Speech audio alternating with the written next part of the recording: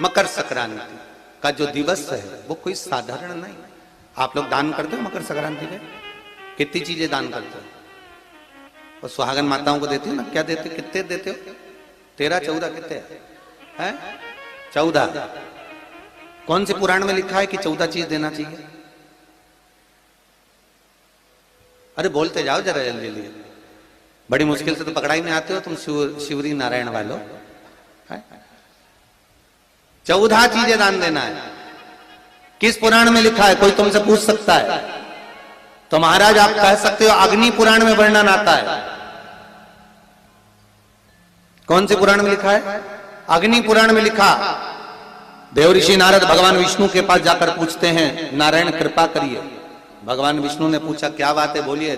देवऋषि नारद क्या चाहते, चाहते क्या हो वो बताओ महाराज, हमें इतना सा बता दो। शिव जी के यहां जाते हैं तो पहले उनके द्वारपाल से पूछना पड़ता है अंदर जाने के लिए। ब्रह्मा जी के यहां जाते हैं तो ब्रह्मा जी के द्वारपाल से पूछना पड़ता है। इंद्र के यहां जाते हैं तो इंद्र के द्वारपाल से पूछना पड़ता है।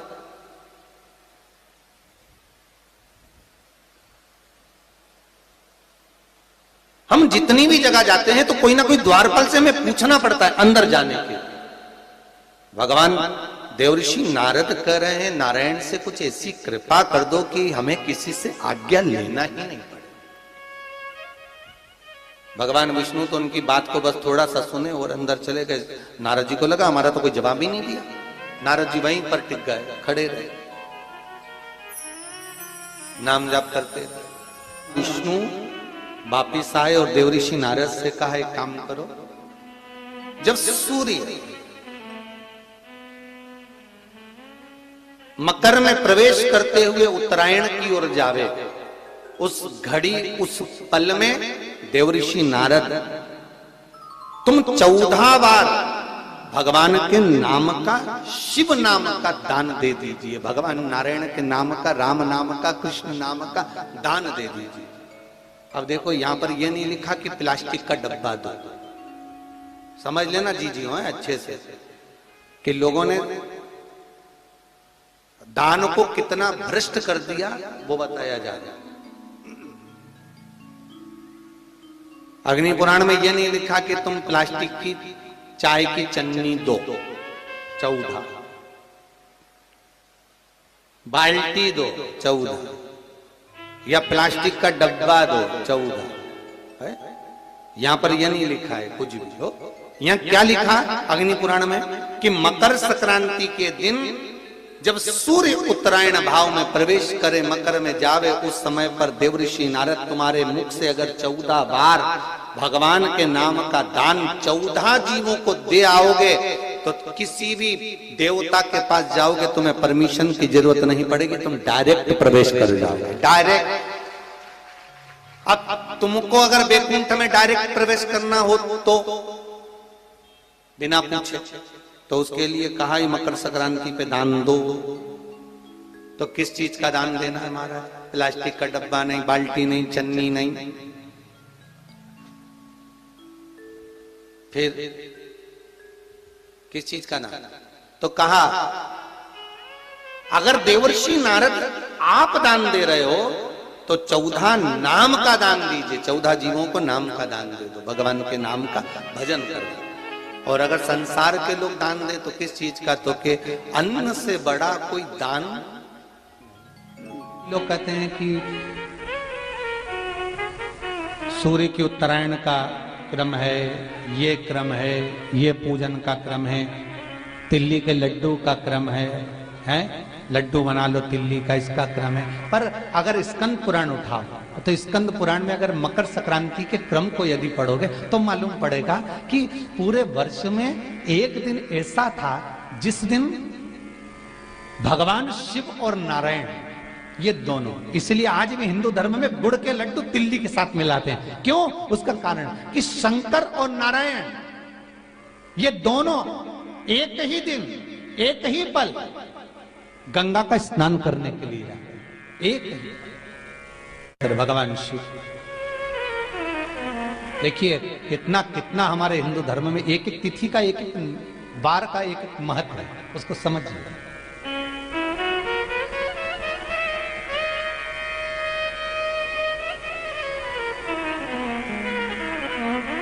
माता लक्ष्मी भगवान नारायण और भगवान शिव को स्नान के लिए गुप्त रूप से झांकती है।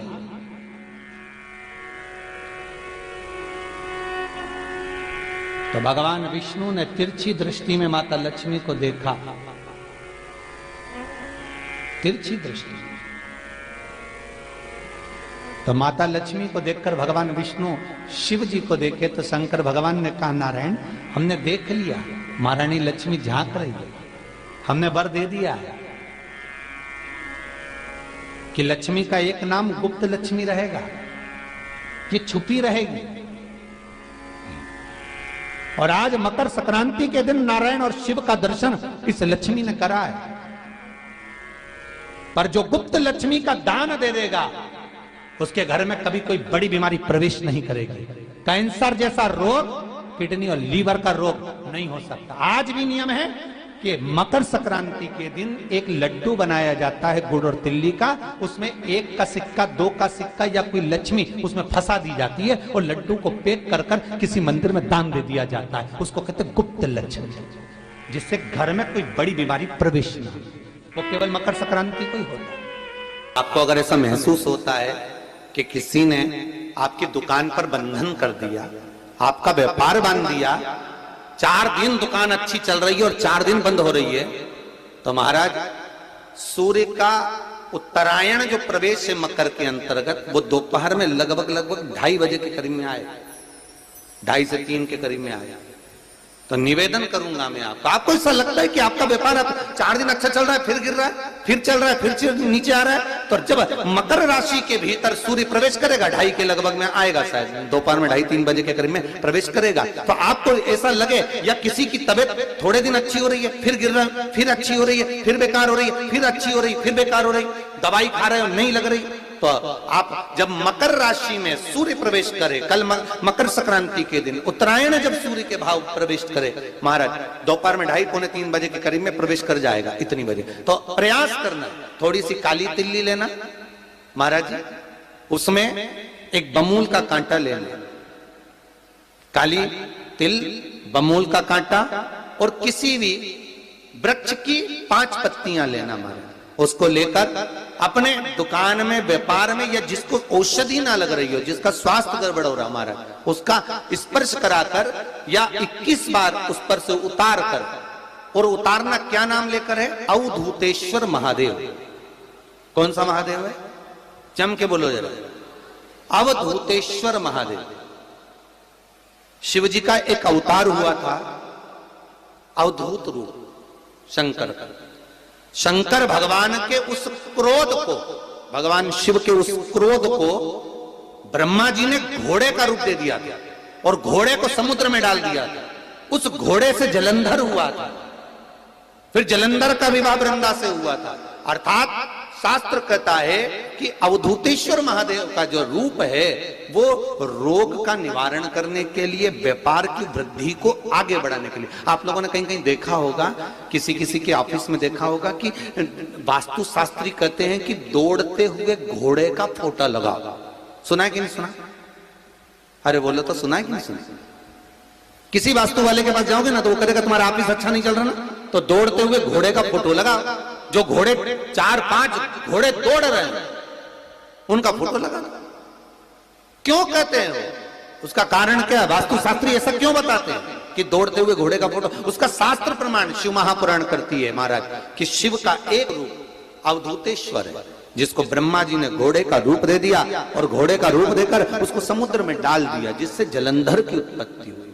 तो अगर मान लो, अगर प्रॉब्लम चल रही है, व्यापार में दिक्कत आ रही है, व्यवसाय में तकलीफ आ रही है, या किसी ना किसी रूप में कोई ना कोई कष्ट आपको लग रहा है, तो अवधूतेश्वर महादेव का नाम लेकर काली तिल्ली, वृक्ष की पत्ती और एक बमूल का कांटा लेकर, और आप दुकान में से उतार लो, चाहे शरीर पर से उतार लो, उसको ले जाकर किसी भी चौराहे पर उसको पटक दीजिए। चौरस्ते पर नहीं डाल सकते तो बहते हुए पानी में डाल दीजिए। बहता हुआ पानी ना मिले तो पीपल के वृक्ष के नीचे डाल दीजिए, पर उसको मकर राशि के प्रविष्ट भाव में ही डालना।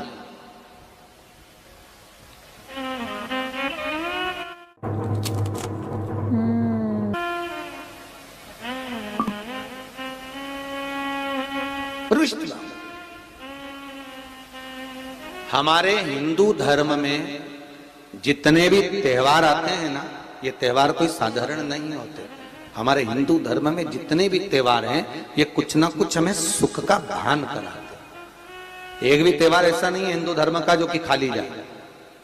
बस हम उससे दूर रहते हैं, हमें आता नहीं है। बस एक साधारण भाव में हमने त्योहार मना लिया, पर उसका महत्व हम समझे, उसको जाने कि उसकी महत्वता क्या।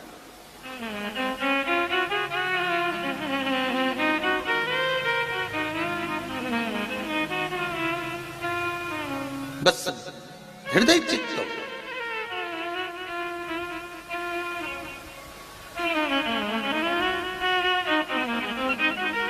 कोई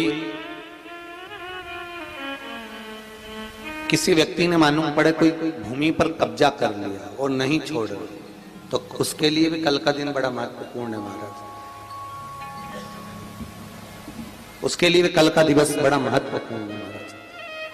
मान लो अगर कोई कब्जा कर लिया हो और वो प्लाट या कोई दुकान, कोई व्यापार की स्थान नहीं छोड़ रहा, तो उसके लिए भी कल का दिन शास्त्र कहता है महाराज जी, शमी पत्र की 5 पत्तियां। कितनी पत्तियां लेना है? 5।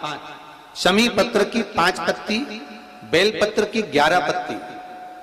मकर राशि में प्रवेश करते समय सूर्य का स्मरण करते हुए सूर्य पे से 7 बार घुमाकर भगवान शिव का नाम मंत्र लेते हुए, जो शिव महापुराण का मूल मंत्र है, श्री, बोलिए जम के, श्री शिवाय नमस्तुभ्यम।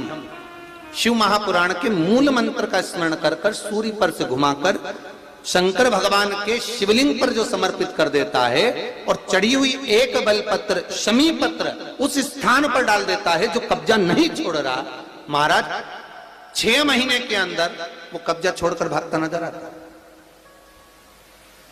कर्जा अगर थोड़ा भी है और थोड़ी भी मात्रा का अगर कर्जा है, तो उस कर्जे को चुकाने का प्रयास करें। और अगर नहीं चूक रहा तो कल सूर्य जब मकर में उत्तरायण भाव में प्रवेश कर रहा है, तो 1 लोटा पानी कलश महाराज उसमें जल भर लीजिए और जल भरकर उसमें 7 दाने चने की दाल के डाल लीजिए। 7 दाने चने की दाल के डालकर उसमें थोड़ा सा कुंकू रौली थोड़ी सी इसमें डाल लीजिए। 3 शमी पत्र, 1 बेल पत्र उस जल के अंदर डाल लीजिए महाराज, और डालकर सूर्य नारायण भगवान को दर्शन करते समय, जल छोड़ते समय उत्तर की ओर, आपके घर से जब उत्तर का जो भाग हो उस ओर जल का भाग थोड़ा सा छोड़े। आखिरी का बचा हुआ जो जल और बेलपत्र और शमी पत्र है एक साथ जब पूणे, तो जितना अपने मन में भाव हो कि हमारा इतना कर्जा है बाबा, वो चूक जाए, या कोई पैसे नहीं दे रहा है उसका भी स्मरण कर सकते हैं कि हमारा इतना रुपया लेना है, और वो जल शमी पत्र बेलपत्र उसी समय पर नीचे डाल देना, उसका छींटा थोड़ा सा अपने ऊपर लेकर प्रवेश कर जाए महाराज। ज्यादा से ज्यादा 5 महीने 6 महीने कहीं ना कहीं बाबा ऐसी कृपा कर देता है, कोई सहयोग, कोई धन, कोई संपदा, कोई व्यापार ऐसा बना देता है कि पैसा हाथ में आता है और कर्जा चूक जाता है। ये बाबा ही। और एक बात का याद रखना, हमें किसी से लेकर नहीं देना कर्जा, भगवान से ये निवेदन करना है हमको कि बाबा हमको ऐसा व्यापार दे, ऐसा धन हमारा खुद का दे जिससे हम अपने पैसे से कर्जा चुका। मालूम पड़े कर्ज मुक्ति के लिए कल आप लोग अर्घ अवश्य दें, सूर्य का स्मरण करें, सूर्य देवता का, और अर्घ प्रदान करें। निवेदन एक और है, मान लीजिए और है जिनके शरीर धूजता हो, अर्थात हाथ पैर में कंपन उत्पन्न होता हो, या हाथ पैर में कहीं कंपन का भाव लगता हो, ऐसा महसूस होता हो कि हाथ पैर धूजते हो, तो कल सूर्य को जब अर्घ दें तो उसमें काली मिर्ची पीस कर डालकर फिर सूर्य को अर्घ मारें। अर्घ देने के बाद में जो जल आप जमीन पर छोड़ेंगे उसका भाग थोड़ा सा अपने शरीर पर लगा लेंगे, जहां जहां पर कंपन उत्पन्न होता, या कोई डॉक्टर आपको बोल रहा है कि बाईपास करवाना पड़ेगा या कोई नस चोक हो गई हो, तो उस स्थान पर भी आप उस जगह पर भी उस जल को अवश्य लगाएं। काली मिर्ची का पिसा हुआ। कल मकर संक्रांति है, भगवान शिव के पूजन का भी दिन है। खूब प्रेम से आप खिचड़ी का दान दो, लड्डू का दान दो, अन्न दान दो, पर दान पुण्य संकीर्तन स्मरण करते रहो। और कम से कम 14 लोगों से हर हर महादेव तो कह लो, नमः शिवाय तो बोल लो, राम राम तो बोल लो, कृष्ण नाम तो बोल लो, जितना बन सके भजन। कितनी प्रतीक्षा करते करते करते करते करते करते भीष्म पितामह उत्तरायण का इंतजार करते रहे। कितनी प्रतीक्षा करते करते। जिसका परिवार टूट रहा हो, भाई भाई में झगड़ा हो रहा हो, आपस में प्रेम खत्म हो रहा हो, जहां पर देवरानी जेठानी आपस में झगड़ रही हो, भाई भाई झगड़ रहा हो, प्रॉपर्टी के लिए, धन के लिए, दौलत के लिए, संपदा के लिए, कोई किसी का मुंह फूला, कोई किसी की मुख फूला हुआ। निवेदन है, कल मकर संक्रांति के अवसर पर 1 लोटे पानी में काली तिल डालकर और उसमें हल्दी मिलाकर शंकर भगवान को समर्पित करना। और किसका नाम लेकर? जिनसे विवाद हो रहा है, जिनको आप अपना बनाना चाहते हैं, जिनसे प्रेम बढ़े, आपस में स्नेह बढ़े, घर नहीं टूटे। मेरा तो निवेदन है, सास बहू के लिए चढ़ा दे, बहू सास के लिए चढ़ा दे। प्रेम बना रहा, टूटे नहीं, स्नेह बढ़े।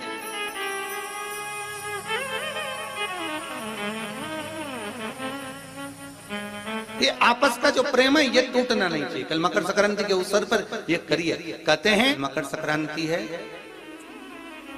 जिस समय पर कल सूर्य उत्तरायण आ जाए और पहले दिन उत्तरायण के दिन ही जब संध्या का समय होता है, शाम का समय होता है, महाराज संध्या का जो समय होता है शाम का, अगर कोई बच्चा पलंग पर बाथरूम करता हो, गंदगी करता हो, सारी औषधि कर ली, दवाई कर ली, और या बच्चा रात्रि को उठकर चिड़चिड़ करता हो या रोता हो रात भर, महाराज उसके लिए, या माता के स्तनों में बच्चे को पिलाने के लिए दूध ना आता हो उसके लिए, या बच्चा रुदन करता हो या बच्चा गंदगी करता हो उसके लिए, कल शाम के समय पर प्रथम दिन में जब भगवान उत्तरायण आ रहे हैं मकर राशि के अंतर्गत, तो शाम के समय पर मकर संक्रांति के दिन गुड़ को पानी में मिलाकर शिवजी पर लेपन कर दो।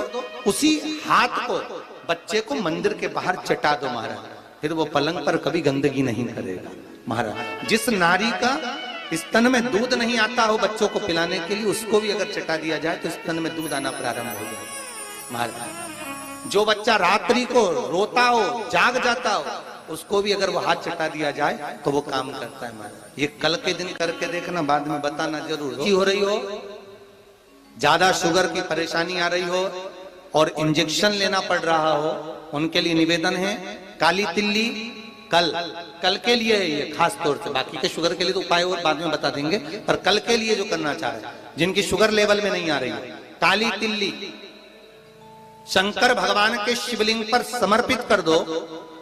और उस काली तिल्ली को जब शिव जी पर चढ़ाएं तो महाराज हाटकेश्वर महादेव का नाम लेना है। कौन से महादेव? हाटकेश्वर महादेव का नाम लेना है और शंकर भगवान पर काली तिल्ली चढ़ाते जाना है। उसमें कंकर नहीं हो, सफेद तिल्ली का एक भी दाना नहीं हो, इसका ध्यान रखिएगा। उस काली तिल्ली को चढ़ा दीजिए।